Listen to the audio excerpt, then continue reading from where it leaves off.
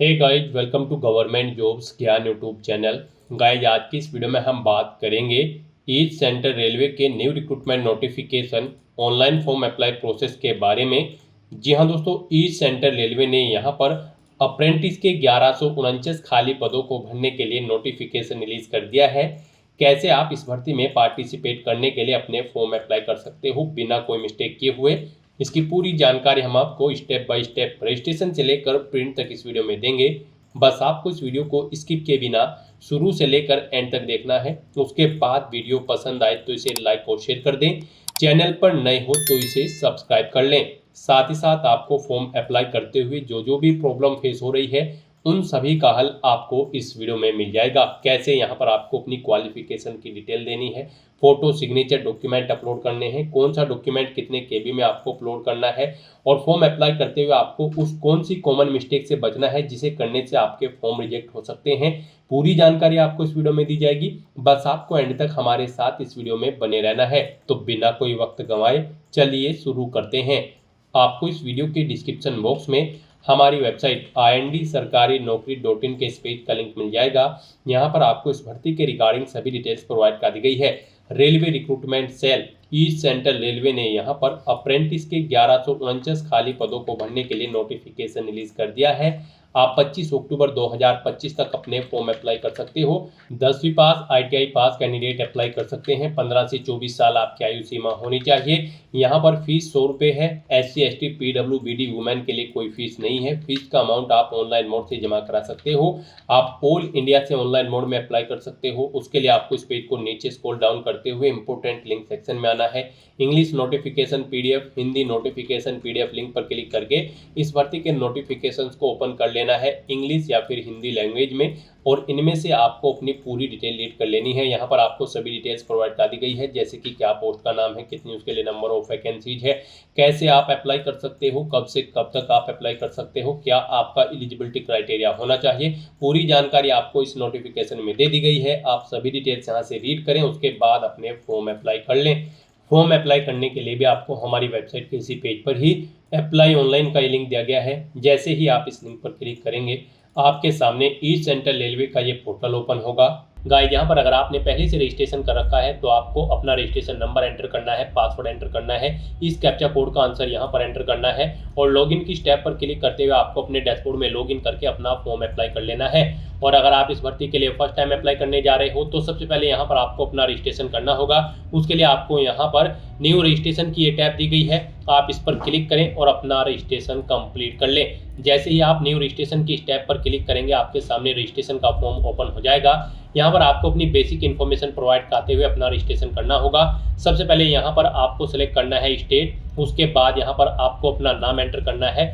आपको अपना नाम 10वीं की मार्कशीट के अकॉर्डिंग देना होगा। फिर आपको डिवीजन सेलेक्ट करनी है जिसमें आप अप्लाई करना चाहते हैं। इस भर्ती की डिवीजन आप यहाँ पर सेलेक्ट करें। फिर यहाँ पर आपको अपनी कम्युनिटी सेलेक्ट कर लेनी है। उसके बाद आपको अपना रिलीजन यहाँ पर सेलेक्ट करना है।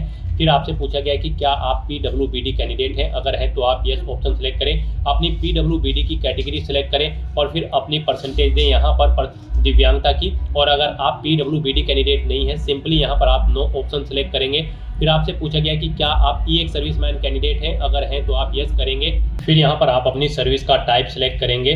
उसके बाद यहाँ पर अगर आप एक सर्विसमैन नहीं है तो आप नो ऑप्शन सेलेक्ट करेंगे। अपनी डेट ऑफ बर्थ यहाँ पर आप सेलेक्ट करें। फिर यहाँ पर आपको अपना मोबाइल नंबर एंटर करना है, अपनी ईमेल ID यहाँ पर आपको एंटर करनी है। इस कैप्चा कोड का आंसर आपको यहाँ पर एंटर करना है, और उसके बाद गाइस फिर आपको यहाँ पर रजिस्टर नाउ की स्टेप पर क्लिक कर देना है। इस तरह से यहाँ पर आपका रजिस्ट्रेशन सक्सेसफुली कंप्लीट हो चुका है। आपको एक रजिस्ट्रेशन नंबर और पासवर्ड यहाँ पर प्रोवाइड कर दिया गया है। ये रजिस्ट्रेशन नंबर और पासवर्ड आपके रजिस्टर्ड मोबाइल नंबर और ईमेल ID पर भी सबमिट कर दिया गया है। आपको इन्हें केयरफुली नोट डाउन करके रख लेना है फ्यूचर यूज के लिए। और गाइस, यहाँ पर अब आपको रिडायरेक्ट टू लॉगिन के स्टेप पर क्लिक करना है। नेक्स्ट आपके सामने कुछ इस तरह से इंटरफेस ओपन होगा। अब यहाँ पर आपको अपना रजिस्ट्रेशन नंबर एंटर करना है, अपना पासवर्ड आपको एंटर करना है, इस कैप्चा कोड का आंसर यहाँ पर एंटर करना है, और फिर गाइस आपको यहाँ पर लॉगिन की स्टेप पर क्लिक करते हुए अपने डैशबोर्ड में लॉगिन कर लेना है। लॉगिन करने के बाद आपके सामने कुछ इस तरह से इंटरफेस शो होगा। अब यहाँ पर आपका फॉर्म स्टार्ट हो चुका है। सबसे पहले आपको अपनी पर्सनल इंफॉर्मेशन देनी है। आप अपना जेंडर सेलेक्ट करें, अपने फादर का नाम यहाँ पर एंटर करें, आधार नंबर यहाँ पर आप एंटर करें या फिर आधार का इनरोलमेंट नंबर यहाँ पर आप एंटर करें। फिर आपको अपनी नेशनलिटी सिलेक्ट करनी है। आपकी बॉडी पर कहीं कोई कट या तिल का निशान है तो उस पैलेस का नाम यहाँ पर आपको देना है। 2 पैलेस के नाम यहाँ पर देने हैं, नहीं है तो नो मार्क आपको एंटर करना है।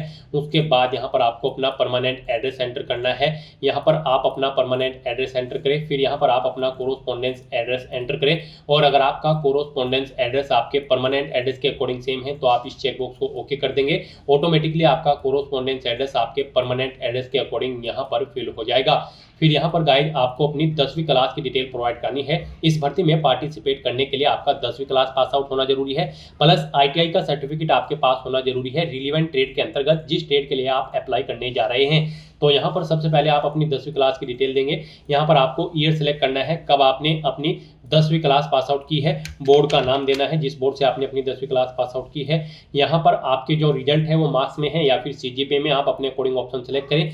मार्क्स में अगर हैं तो बताएं कितने यहाँ पर टोटल मार्क्स थे, फिर इनमें से आपने कितने मार्क्स ऑब्टेन किए हैं वो आपको एंटर करने हैं। इनके अकॉर्डिंग आपकी परसेंटेज यहाँ पर आपको कैलकुलेट करके शो कर दी जाएगी। फिर यहाँ पर आपको अपनी मार्कशीट का नंबर देना है 10वीं की, फिर उसके यहाँ पर आपको अपलोड करना है अपनी 10वीं की मार्कशीट को। यहाँ पर आपकी जो मार्कशीट होगी वो 50 KB से 150 KB के बीच में होनी चाहिए, PDF फॉर्मेट में होनी चाहिए। यहाँ पर अपनी मार्कशीट अपलोड करने के लिए आपको चूज फाइल के ऑप्शन पर क्लिक करना है, फाइल को सिलेक्ट कर लेना है और अपनी 10वीं की मार्कशीट को यहाँ पर आपको अपलोड कर देना है। उसके बाद यहाँ पर आपको अपनी टेक्निकल क्वालिफिकेशन यानी कि ITI की डिटेल प्रोवाइड करनी है। यहाँ पर आपको आपकी डिवीजन ऑटोमेटिकली फील्ड मिलेगी जो आपने रजिस्ट्रेशन टाइम पे प्रोवाइड कराई थी। यहाँ पर अब आपको ट्रेड सेलेक्ट करनी है, जिस ट्रेड में आपने अपनी ITI कंप्लीट कर रखी है। पासिंग ईयर यहाँ पर आपको सिलेक्ट करना है, कब आपने अपनी ITI पास आउट की है। यहाँ पर आपको बताना है टोटल मार्क्स कितने थे, फिर इनमें से आपने कितने मार्क्स ऑब्टेन किए हैं वो आपको देने हैं।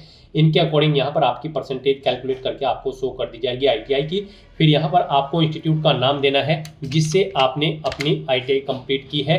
फिर यहाँ पर आपको अपने ट्रेड सर्टिफिकेट नंबर देना है, ITI सर्टिफिकेट का नंबर देना है। फिर यहाँ पर आपको किसने इशू किया है, NCVT या फिर SCVT ने, आप अपने अकॉर्डिंग ऑप्शन सेलेक्ट करें। और फिर गाइड यहाँ पर आप अपना ITI का सर्टिफिकेट या फिर मार्कशीट अपलोड कर दें। इसके लिए भी यहाँ पर आपको गाइडलाइन दी गई है, आपकी यहाँ पर यह मार्कशीट या फिर सर्टिफिकेट 150 KB से कम होने चाहिए, PDF फॉर्मेट में होने चाहिए। आपको यहाँ पर चूज फाइल के ऑप्शन पर क्लिक करना है, फाइल को सिलेक्ट कर लेना है और अपना ITI की सर्टिफिकेट या फिर मार्कशीट यहाँ पर आपको अपलोड कर देनी है। उसके बाद गाइड यहाँ पर आपको अपना कास्ट सर्टिफिकेट अपलोड करना है। अगर आप रिजर्व कैटेगरी से बिलोंग करते हैं, यहाँ पर आपका कास्ट सर्टिफिकेट 50 KB से 150 KB के बीच में होना चाहिए, PDF फॉर्मेट में होना चाहिए। आपको यहाँ पर चूज फाइल के ऑप्शन पर क्लिक करना है, फाइल को सिलेक्ट कर लेना है और अपना कास्ट सर्टिफिकेट भी यहाँ पर अपलोड कर देना है। उसके बाद यहाँ पर आपको अपना फोटो अपलोड करना है, फिर यहाँ पर आपको अपने सिग्नेचर अपलोड करने हैं और उसके बाद आपको अपना लेफ्ट थंब इंप्रेशन यहाँ पर अपलोड करना है। इनके लिए भी आपको गाइडलाइन दी गई है। यहाँ पर आपका फोटो 20 KB से 70 KB के बीच में होना चाहिए, JPG फॉर्मेट में होना चाहिए। चूज फाइल के ऑप्शन पर क्लिक करें, फाइल को सिलेक्ट करें और अपना recent colour passport size photo यहाँ पर आप अपलोड कर दें। सिग्नेचर आपके 10 से 30 KB के बीच में होने चाहिए, JPG फॉर्मेट में होने चाहिए। चूज फाइल के ऑप्शन पर क्लिक करें, फाइल को सिलेक्ट करें और यहाँ पर अपने सिग्नेचर अपलोड कर दें। फिर आपको अपना लेफ्ट थंब इंप्रेशन यहाँ पर अपलोड करना है। ये यहाँ पर आपका 10 KB से 30 KB के बीच में होना चाहिए, JPG फॉर्मेट में होना चाहिए।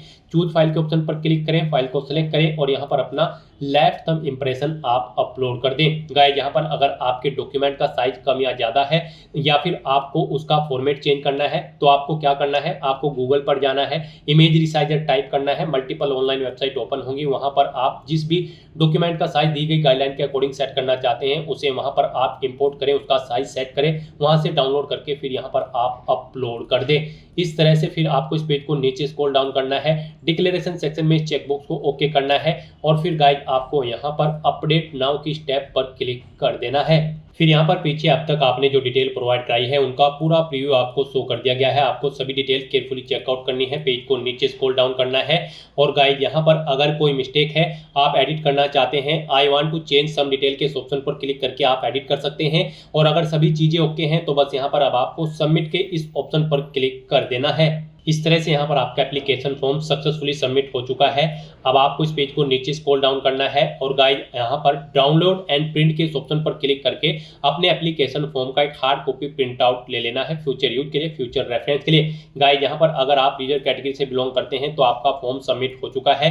यहाँ पर आपको कोई फीस जमा नहीं करानी है और अगर आप अनरिजर्व कैटेगरी से बिलोंग करते हैं तो फिर यहाँ पर आपको 100 रुपये फीस के रूप में जमा कराने होंगे, जो कि आप debit card, credit card, net banking या फिर यूपीआई के माध्यम से जमा करा सकते हो। उसके बाद आपका फॉर्म सबमिट होगा और फिर आपको अपने फॉर्म का हार्ड कॉपी प्रिंट आउट ले लेना होगा। तो दोस्तों ऐसे आप ईस्ट सेंट्रल रेलवे अप्रेंटिस की इस भर्ती के लिए अपने फॉर्म अप्लाई कर सकते हो बिना कोई मिस्टेक किए हुए। आज की इस वीडियो में बस इतना ही। आई होप ये वीडियो आपको पसंद आई होगी। अगर पसंद आई हो तो इसे लाइक और शेयर करें। चैनल पर नए हो तो इसे सब्सक्राइब कर लें। Thanks for watching.